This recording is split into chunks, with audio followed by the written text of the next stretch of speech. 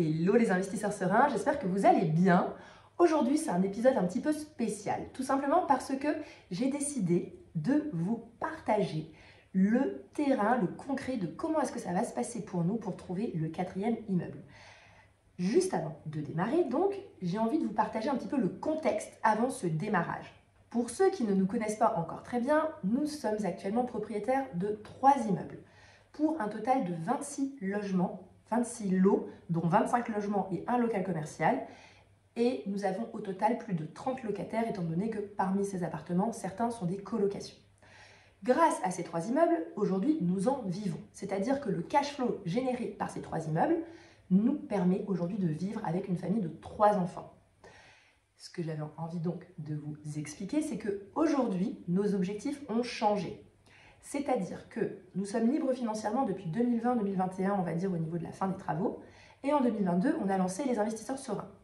On le fait à temps plein avec Cyril, enfin à temps plein, comme on peut le faire en tout cas avec 3 enfants à s'occuper également et qu'on prend en tout cas le luxe de récupérer à 16 heures, de passer du temps le mercredi avec eux, d'avoir vraiment du temps de qualité avec nos enfants, c'est notre priorité dans la vie. Mais à côté de ça, on a donc l'activité des investisseurs sereins et maintenant, on a des enjeux totalement différents. Ok, faut bien comprendre ça. C'est-à-dire qu'avant, quand on investissait en immobilier, on cherchait de la rentabilité vraiment pour avoir du cash flow positif. C'était notre objectif pour pouvoir en vivre et arrêter notre travail. Là, pour notre 4e immeuble, notre vision a totalement changé.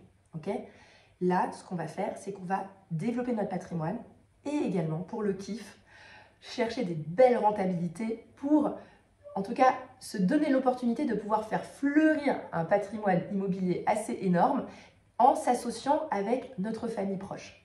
Ça, c'est notre vision là aujourd'hui pour notre 4e immeuble. Donc vous voyez, c'était ce point que j'avais envie de faire avant de vous lancer dans l'aventure avec nous pour que vous compreniez quelle est notre démarche.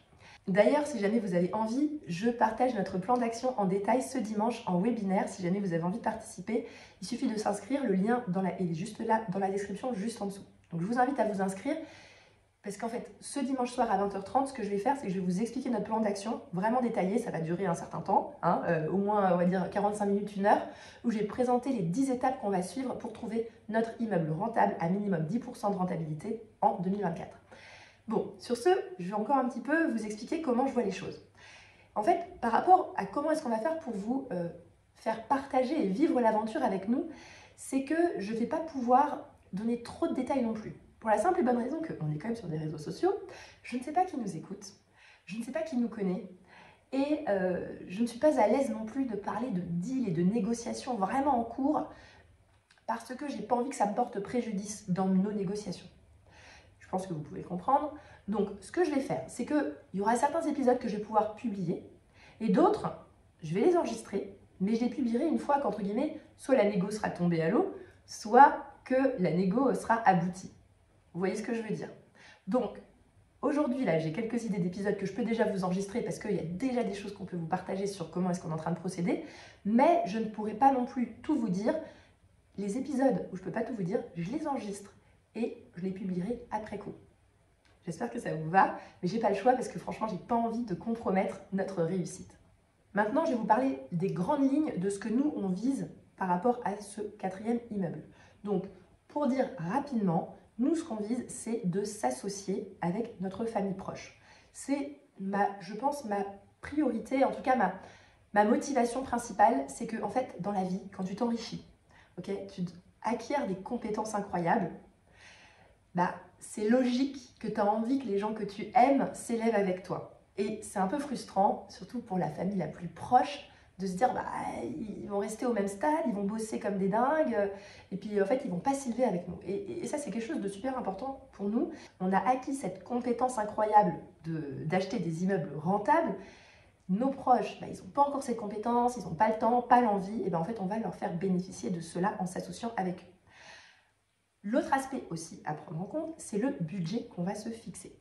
Donc, sur cet immeuble, on va se fixer un budget minimum de 600 000 €, maximum 1 million. Ça, c'est, on va dire, la fourchette de prix sur laquelle on va s'engager. Okay, donc là, si vous suivez ces épisodes, c'est comment est-ce que Cyril et Dorine vont faire pour acheter un immeuble entre 600 000 et 1 million d'euros. La rentabilité que je me fixe, en réalité, 9%, ça pourrait suffire pour être autofinancé. Donc, en soi, c'est déjà pas mal. mais c'est pour le challenge personnel. Parce qu'aujourd'hui, on accompagne du monde, ok? On accompagne des personnes en investissement immobilier pour qui on pousse à max du max pour dépasser les 10%. Pour nous, c'est un minimum, en tout cas essentiel si tu veux croître en immobilier, créer du cash flow pour en vivre. C'est vrai qu'aujourd'hui, notre problématique, c'est pas la même parce qu'on n'a plus besoin d'avoir ce cash flow supplémentaire. Mais pour le goût du challenge, pour vous montrer que c'est possible, et bien en fait, je me mets ce challenge à moi-même. Pour nous, c'est 10% ou niet, ok? Même si vous allez voir, j'ai un petit peu failli, et je vais vous raconter ça dans l'épisode 1 de l'aventure, mais vous allez voir, le but, vraiment, c'est d'atteindre ces fameux 10% de rentabilité. D'ailleurs, comment est-ce que je la calcule? Moi, je fais un calcul assez, on va dire, assez simplifié. Donc, au lieu de prendre la rentabilité brute, c'est-à-dire la rentabilité des agents immobiliers, donc la rentabilité des agents immobiliers, c'est très simple, hein.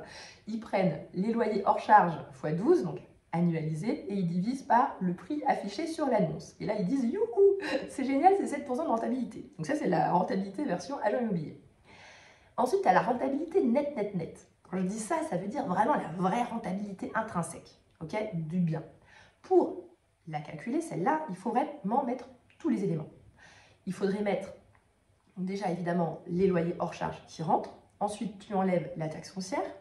Tu enlèves les charges de copropriété si c'est un bien en copropriété. Bon, en l'occurrence, les immeubles, j'essaye de les acheter en monopropriété. Même ça existe des immeubles en copropriété, entre guillemets, des immeubles collés l'un contre l'autre, etc. Mais en gros, l'idée, c'est d'acheter en monopropriété pour ne pas avoir de charges de copropriété spécifiques au syndic. Mais là, il faut quand même les prendre en compte. Donc, on déduit les charges de copropriété. Quatrièmement, on va déduire aussi tout ce qui est les assurances, okay, assurance d'emprunt, assurance propriétaire non occupant. Et enfin, on va également déduire les futurs impôts en fonction du régime fiscal que vous aurez choisi. En fait, ça c'est vraiment une façon de calculer hyper complète. Et le tout ça, on va diviser par le prix d'acquisition, plus les frais de notaire, plus tous les travaux qu'on va devoir mener avant les mises en location. Ça, c'est, on va dire, une rentabilité net. Mais elle est un petit peu plus longue à calculer. Et moi, ce que j'aime bien quand je pars à la recherche de la bonne affaire, c'est d'avoir une formule de calcul assez simple qui soit rapide à calculer. Je fais une sorte de rentabilité simplifiée, donc elle est ni brute ni nette, ok? C'est un peu entre les deux, mais ça va me permettre de rapidement filtrer les biens. Et je sais qu'en dessous de 10%, ça passe pas et c'est non.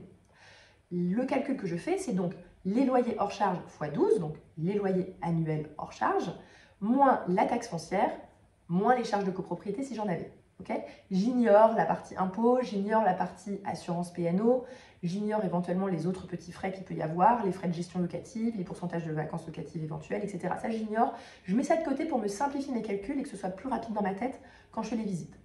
Et je divise le tout, évidemment, par le prix d'acquisition du bien, multiplié par 1,075, donc ça fait que je rajoute 7,5% sur le prix d'acquisition, c'est-à-dire les futurs frais de notaire.